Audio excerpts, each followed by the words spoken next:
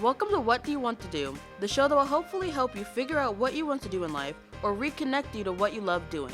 Each show has a guest who is doing what they want to do, whether it's in their career or in addition to their regular job. Most importantly, we want to help you realize that no matter your age, you too can do what you want to do if you have the will to do it. Now here's your host, Leonard Kaplan. Welcome to What Do You Want to Do? And my guest today is Johnny Mac, otherwise known as John McLaughlin, a musician, bass player, and member of a band. Couple over the And years. a couple over the years. Now, you have something in common with a previous guest, Lou Spagnola, has approximately the same history, and you guys know each other very well. Yes, I do know Lou very well. As a matter of fact, I could tell you a quick story about Lou.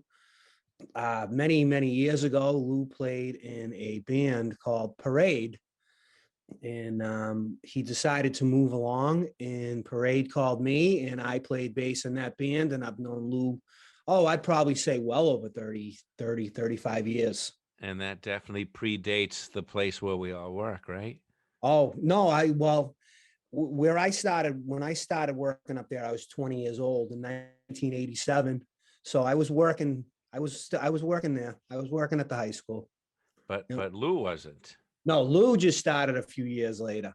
He came Right. along and started working in graphic arts. Yeah. So all three of us work there, and it's a real fun place to work.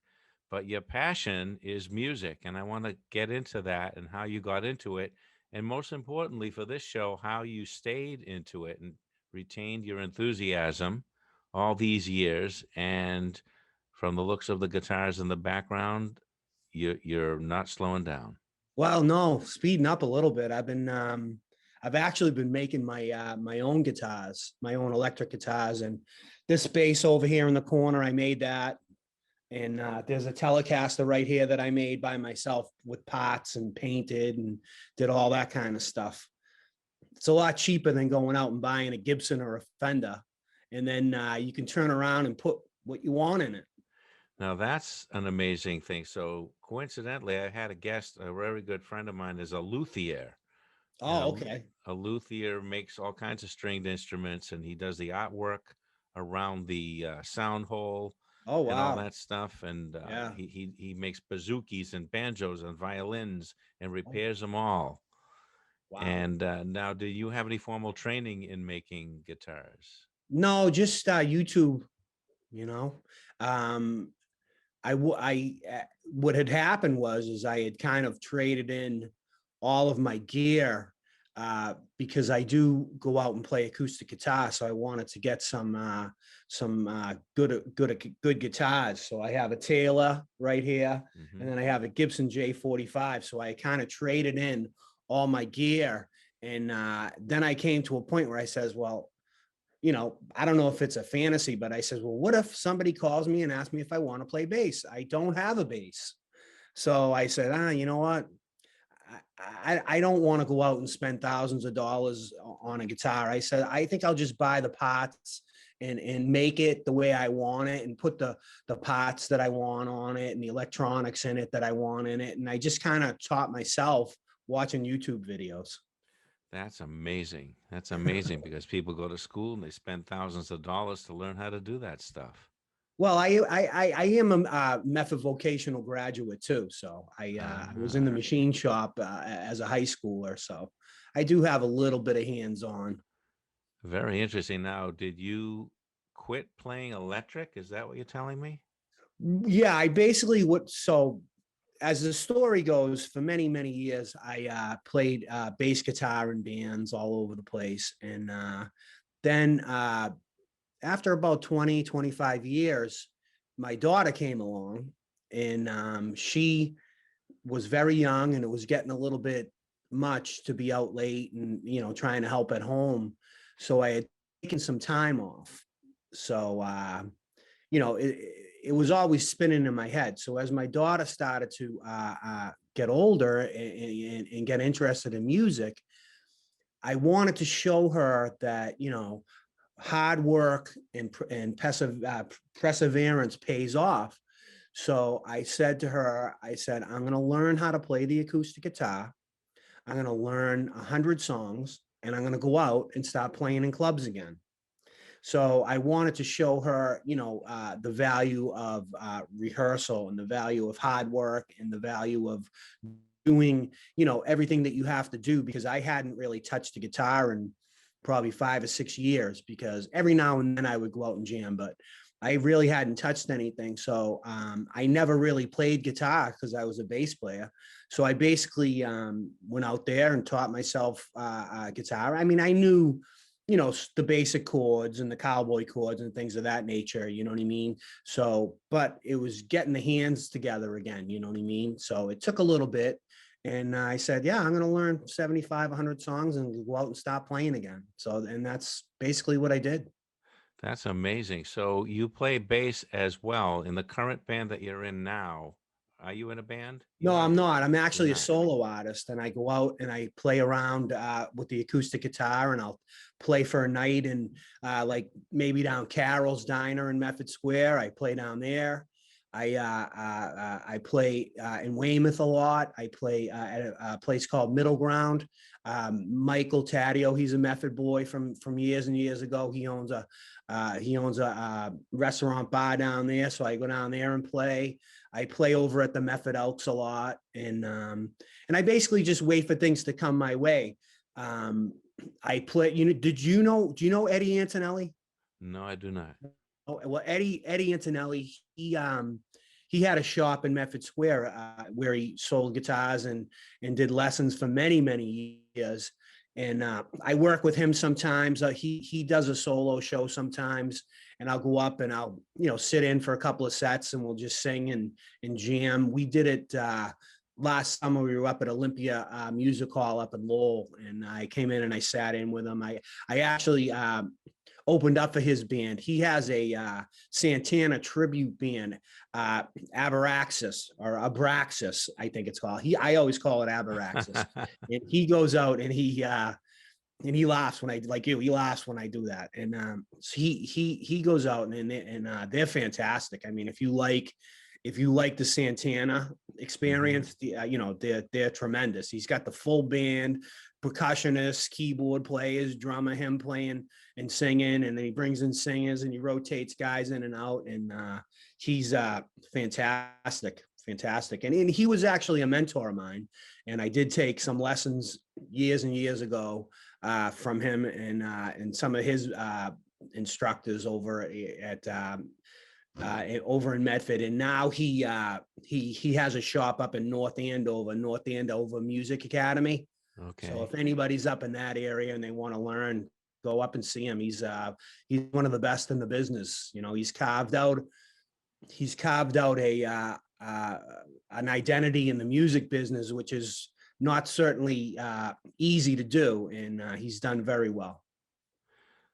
Take us back now when you started in music professionally. I guess it must have been before you were married. You said you were 20, right? Yes. So when I first started out, I was in a band with a couple of Method guys, and as a matter of fact, I was thinking of it today that my first show that I ever did was July 29th, 1987. That was my first show. It was at a bar in Somerville, Club 3. I don't know if you remember that place, but I do not. I'm Yeah. a Revere guy, so Medford is kind of new to me still. well, Somerville too. That was Club 3 was in Somerville. Okay. But so I started out there and I was playing with those guys for a little while. And one time a drummer, he got hurt and he couldn't make it. So the singer at the time, Peter Massa, he's a Method guy too. He brought in a drummer. His name was Paul Buckley. And at the same time, Paul Buckley was filling in for our band, Lou Spagnola was leaving his band. Oh, So funny. those guys had a lot lined up at the time. They were playing all over the place. So so the opportunity arose and we were having trouble, keeping drummers and stuff like that. So I was looking for a stable project. And then that's when I ended up playing with a band called Parade. And Parade was together for, we were together for 6 years. And we did a lot. We did a lot of playing. We played up and down the East Coast. We played CBGB's in New York City, 930 Club in Washington, D.C., Fastway, New Jersey. We used to play in New London, Connecticut. We used to play out in Worcester. We used to play with a band called The Neighborhoods. I They're remember very, them. very popular. They're I went to excellent. see Excellent. them. Yes, we used to play with them. We used to play with all the top local acts in Boston and at the Channel and Bunratty's, and we were just everywhere for a bunch of years. We did the 1992 BCN Rumble at the Okay. Paradise, and we played at the Paradise a lot. So we were very, very active for quite a while, for about 6 years. So now, what happened after the 6 years? Did you come to a decision? I don't want to do all this traveling anymore. Well, what had Uh, happened is our drummer Paul, he had formed a band, and they were called Orbit, mhm. and they started playing around. And Parade disbanded for a while, and his band Orbit, they did very well. They were signed to A&M Records, and I'll tell you a funny story. You know, every musician has that coulda, woulda, shoulda story. Uh-huh. So Parade had broken up, and I was in between bands, and I was still working with the Parade singer, Bob Eustace. He owns a coffee shop in the North End called Bocari's Coffee Mm, and Spices. If you're ever over there, he okay. has all the goodies over there. Stop in and tell him you know me. He'll charge you Okay. double. Yeah, he'll charge you double. But Gelato over there, maybe? yeah, oh yeah. He does the homemade wine. He does all that Ah, stuff. So, anyways, so Parade kind of disbanded at that point, and Paul ended up getting into a band called Orbit. So they got a record deal from A&M Records. So one day, God rest his soul, my mother, I'm downstairs. She says, Paul's on the phone. So I says, tell him I'll call him back later. I was mad because the band broke up, and I was all, emotional and everything. So I didn't call him. So I ran into him about a year later.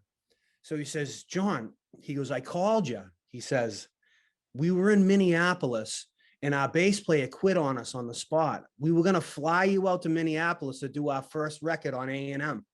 And I went, oh boy. So there's my story of woe in the music business, but it wow. worked out, because I was with Bob Eustace, and we ended up getting a drummer, Greg Serra. He's another Method kid. He's playing he's in a cover band right now, Finding Molly. They're very good. They're doing a good job out there on the cover circuit. And we formed a band called Whack, and we played together for another 6-8 years. We put, like Parade had put out some recordings, some CDs and stuff. Whack, we put out 2 CDs. We were playing around. We weren't as in depth as Parade because we were a little bit older, but we were hitting the local scene, and we had a regular gig at a bar in Malden that's defunct now, and we would play down there. So we did it for a while, and I was probably about 42 when when it was starting to wear thin on me, because what it was is we were original bands. We didn't play covers. We played our own music. I didn't want anything to do with cover music. I just wanted to play our own music the whole time, Amazing. and we started to, you losing me? No, I said it's amazing. Oh, I said, so we started to drift into the cover thing, and it really wasn't what I wanted to do at that point in time. And like I said, my daughter was young, and I was 42 years old, and I was still playing all the time. So it's tough on a family, you know what I mean? Yeah. When you got to go out and do that stuff. So I sort of retired, I guess you could say. And then that's when, earlier when I said that eventually when my daughter got to that age, now when my daughter was 2 years old, she sang in one of those Bernie and Phil's commercials. So Really? she always had the tone in her voice, and I noticed it from a very, very young age that she could sing in tune. So I taught her the song, and then we went down and she made the commercial. And so my daughter has a very, very good singing voice, and she's writing music now, and she's doing pageants, and she's acting, and she's an excellent, excellent artist. She's only 16 years old. Not only, but she's just 16 years old, and she's, fabulous, doing fabulous. She's Does she doing the go Miss to Medford Massachusetts High? team.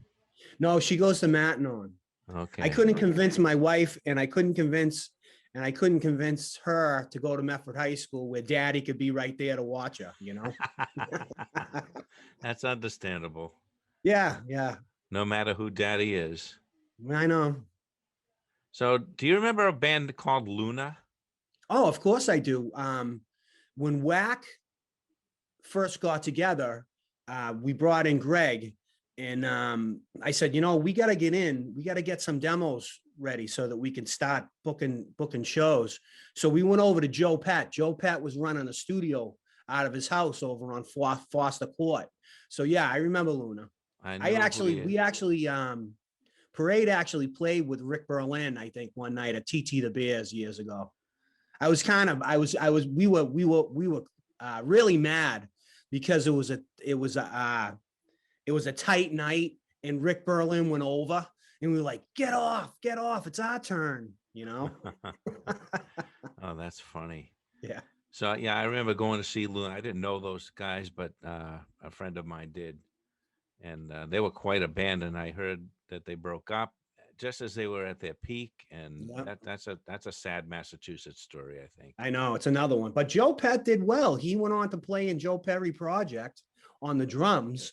And he really carves out a niche for himself too. I think that he was doing a one-man band show back in the 80s. So I'm friends with him on Facebook too.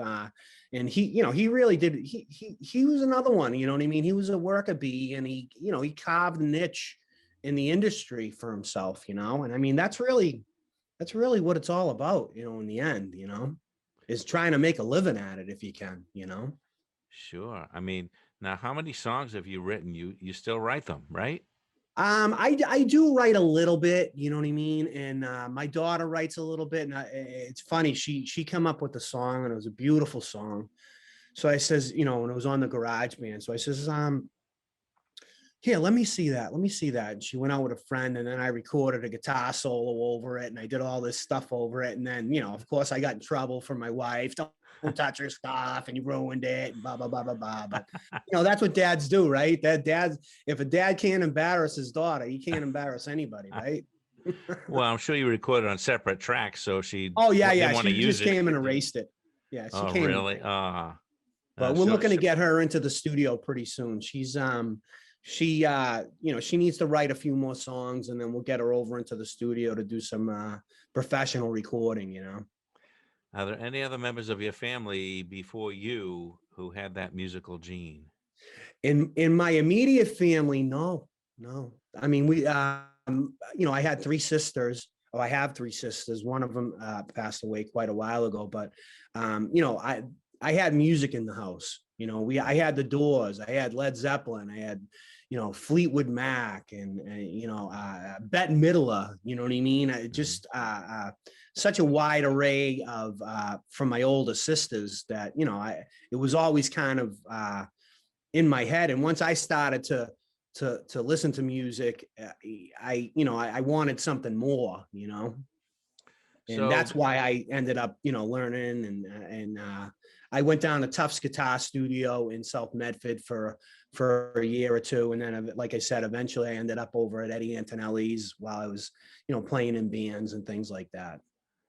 when you were a teenager and no other people were musicians in your family or really cared about music, is that fair to say? Just like everybody Well, else? my parents, my mother was from South Boston. My dad is originally from Medford, but every Saturday they would have the Irish music on all day long in my house. So they were music fans, but they weren't musicians.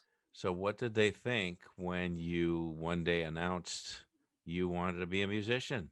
Well, back then, I think you realize that money was tight. So I had to beg, to get a guitar, and then a bass guitar. And then and they did that. And then I did that, and I wanted to take lessons. And, and I say it's funny, and I'll reference my daughter again, because she's been taking lessons in this and that and the other thing. And I'll always say that, my parents used to pay $10 for a half hour lessons. I said, and you bet I was ready to go because they were paying, and Right. there was no way I was going to go there and not be well rehearsed and well practiced. So it was a little bit of motivation as well. They were spending their hard-earned money. So How would you describe your music, the songs that you write, in what kind of a style? Is it acoustic style, like folk, or is it rock or rockabilly? when we were playing in the band, and it was and it's another funny story because I'm still in touch with the guy with Bob Eustace a lot, and every now and then I'll find a CD and I'll pop it in, and I would have to say that we were a punk band. We were Ah, definitely a okay. punk band. We were a Very interesting. hard-edged punk band, college band. We were going towards the college scene. So you're younger than me. So now in a punk band, did you have the spiked hair and everything? No, we were so it was in the late 80s and the early 90s. So we were more like we actually at one point we used to dress up kind of like the Beatles. Would Uh-huh. have the black turtlenecks and would all Yeah. wear black turtlenecks and would all dress in black and would play like that. And then we it's always funny like being from that era and knowing what eventually came because we were in the scene and it was at the time where I guess you could call it the pop hair metal bands, and they were the ones that were popular, and we were playing in the college scene and you could feel it. You could feel something happening, and all of a sudden Nirvana broke and then the gates open and bands like us that were in the back end or in the college scene started to get a little bit more attention, and it was it was really good. It was a really good time. And I remember one time we were playing at the 930 Club in Washington, D.C. So years later, I was singing Bob Eustace. He always cut everything out, all the little ads in the newspapers and things like that. Mhm. So we had a little book at his house, and I was sitting at his house and I was looking at it. And the night we played at the 930 Club, we were playing with a band called the Candy Skins. And at the time, they had like a minor college radio hit. They had reworked For What It's Worth by Buffalo Springfield, and they were looping it, and they had a minor college hit. But to make a long story short, when I looked at the ad, so it was us and the Candy Skins Saturday night. Friday night it was Pearl Jam. The Thursday night it was Nirvana. It was Alice in Chains. It was all those bands that eventually became, what they became. So it was interesting to see that we were right kind of on that fringe. You know what I mean? Playing with those bands that all broke, and they broke huge. And that was around 94, It was was it? about 91, 92, 3, right? Okay. Yeah, right in that era. Because when I think punk, because again, I'm older than you, I'm thinking of Sex Pistols. Sex Pistols, Yeah, 1979. So that was absolutely. kind of, is it fair to call uh, the groups that followed in 91 maybe a revival of punk? Could well be to they were taking what the Pixies from Boston did, like Nirvana was taking what the Pixies did, and kind of reinventing that and making it pop. So it was they even though they became, like I said, the mainstream, they really weren't the mainstream. It's like bands like Green Day, they really weren't the mainstream, but they changed the mainstream to them, and but yeah, so I mean that was really it. But we used to do a Sex Pistols medley in our set where we'd play every song on the Sex Pistols album, that album that they put out, and we went through one at a time. We play a few bars of it and do the whole album while we were playing. So that used to be fun. People used to like that. So you obviously, you must sing, right? Backing vocals. Well, I sing lead now, but at the time, yeah, I did backing vocals. So you must know harmony and all that stuff. I like to think I do. I mean, yeah. I mean,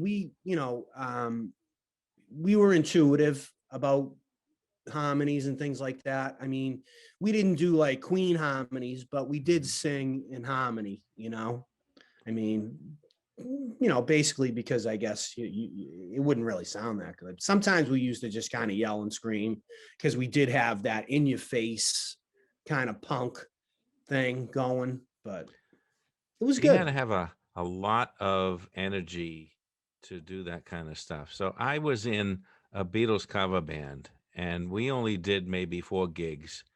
And by the third gig, I was saying to myself, I don't like ending the set at 2 in the morning Yeah. and breaking down the equipment and going home. You know what I mean? You're the Yeah. last I one mean, out. How did you reconcile yourself? There's the joy of playing, but there's also what people don't see: setting up, breaking down, being the last people out, dealing with drunk people, stuff like that. well, that's an excellent question, and it's kind of funny that you asked that because the other day I was watching YouTube, and this document I came across this documentary, and it's called "Why Am I Doing This?" Right, and it's about bands, and it's about bands that are in vans. It's about trying to make their own touring and sleeping in the vans and doing this and doing that, and it's out of total love, and you have to think that you have something to offer in order to do it. You know what I mean?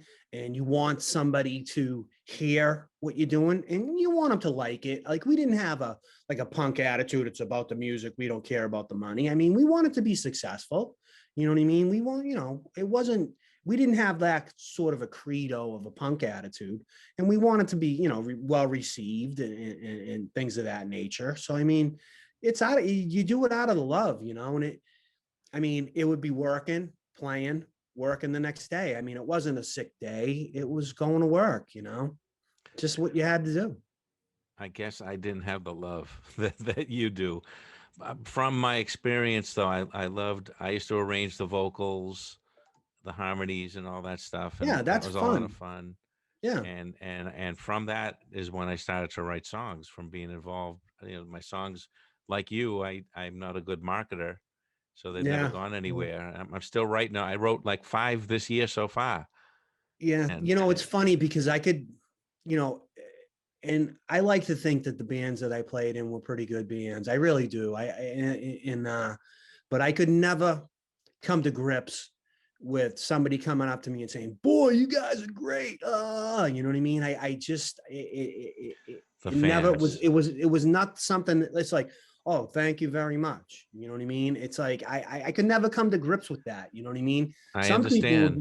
Some people would be like, "Thank you, hug me, I'm the greatest." You know what I mean? I just couldn't come to grips with people saying, "Oh, you guys are awesome. You're the best band." I just couldn't come to grips with it.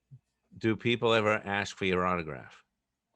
Back in the day, yeah. Yeah. Back in So the that's day. a weird feeling Yeah. because I never got asked for my autograph for that, but I do, or I did. For 31 years, I did a wrestling talk show, Oh, okay. and I love wrestling. people, what's that? I love wrestling. You I do. used to love it in the 80s. I'll have to give you my channel for that on YouTube, Wrestling Talk. So we were the very first wrestling talk show.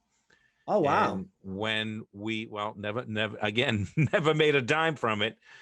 But every once in a while, I'd be out like at a comedy club in Boston, and I had my feet up, I remember, and I thought the bouncer was going to kick me out, but he asked for my autograph.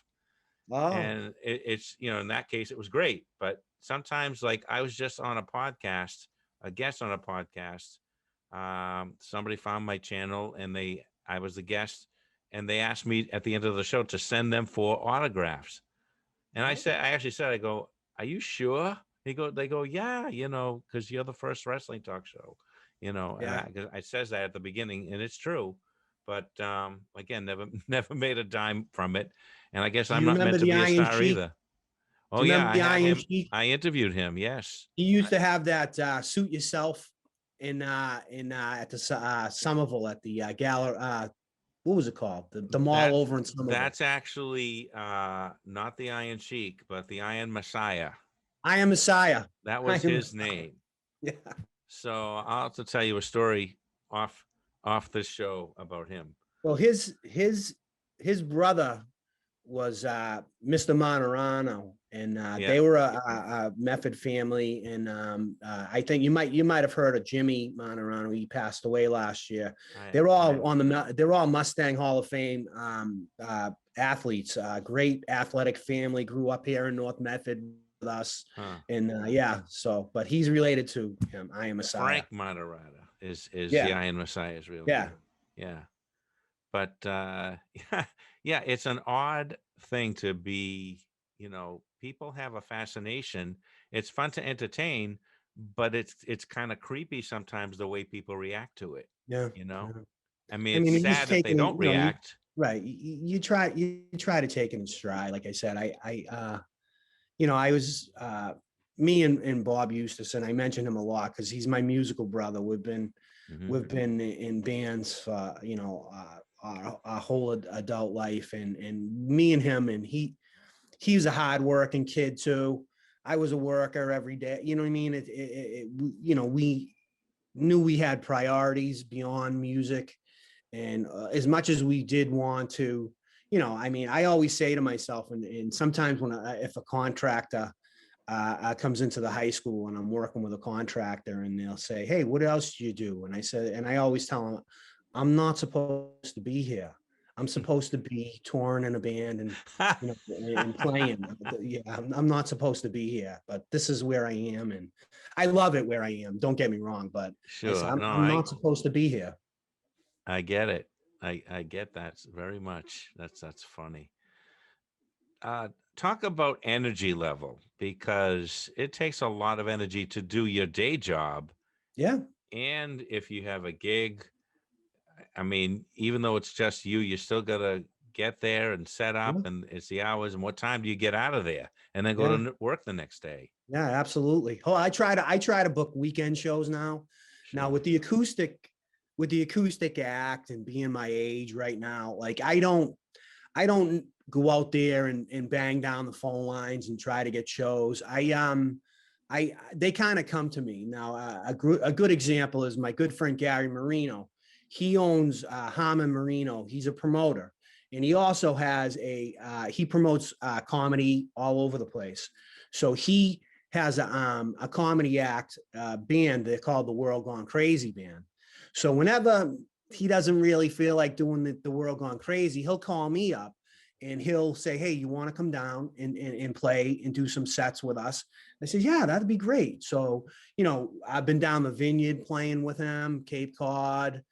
He runs a Cape Cod Comedy Fest every year. I'll go down there, and incidentally, he called me the other day. And this year, I think this summer, we're going to be going down the Vineyard. We might be heading up to the Cliff House in Maine, maybe the Mount Washington Hotel. So I'll be playing with him, doing that kind of stuff. But like I said, I don't burn the phone lines down, and this is good enough for me. You know what I mean? The kids that are out there now, they can do the gigs. They're the ones that want to make it. I'm it's fun for me. It's something to do. It's fun. Yeah. It's fun learning, and like I said, I was never a cover guy. I despised it. But for me now, it's fun learning covers, and it's fun doing the songs, that I like, and I try to, in my cover act, I try to do the songs that I like. Do I do the standards that everybody does? Yeah, I do a few of them, but you'd hear me maybe do, the Verve, Bittersweet Symphony. You know what I mean? I'll do something like that. I'll do, some of the Green Day stuff. I'll do, as well as I do the Bob Seger, and I do, and the Beatles. I do the Beatles. I do, stuff from the 50s and 60s too. I cover it all, but I only do, or I try to only do songs that, have something meaning for me, that are fun for me to play. That's what it's all about. Yeah, and I mean it is. And like I said, at this stage,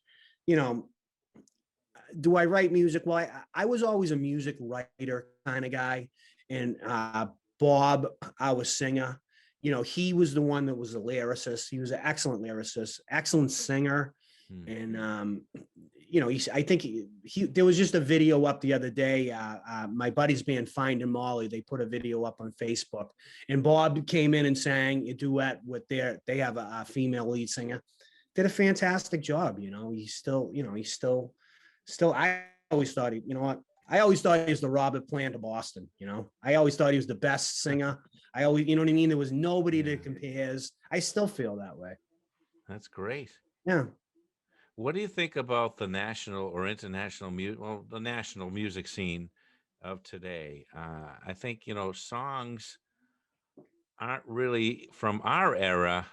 It's not recognizable really what they Yeah. do today. In the No. top 40 or the top 100, Yeah. nothing like middle of the road stuff or, Aerosmith or something like that would make it to the top today. I watch YouTube and I watch Rick Beato on YouTube. I watch him too. And he talks about that stuff, and he was in a band that was doing the same thing around the same time as me. Yeah, and he was down south, but the auto tune, the 10 producers coming in to get their piece of the song, you know what I mean? And that's what I always say to my daughter: no auto tune ever, and it's the music industry. Yeah. I mean, there's so many bands, including myself, that would never get the chance. You don't get a second chance in the music business right now, like Aerosmith. They did their first album, which we heard it because it was local, in their second album, but they didn't break until like their third album, whatever, or Toys in the Attic, and they had the opportunity to build it through 3 albums until they broke. You don't have that opportunity anymore. It's if you're either on the top or you're on the bottom. It's amazing. So, it's much the same as movies. The only movies that get made are superhero movies of millions and millions of dollars. Yeah. And original stories don't get made. It's the same thing with music. If you're not hip hop or rap, and I never could tell the difference between the two, you don't get anywhere with a the rock, right?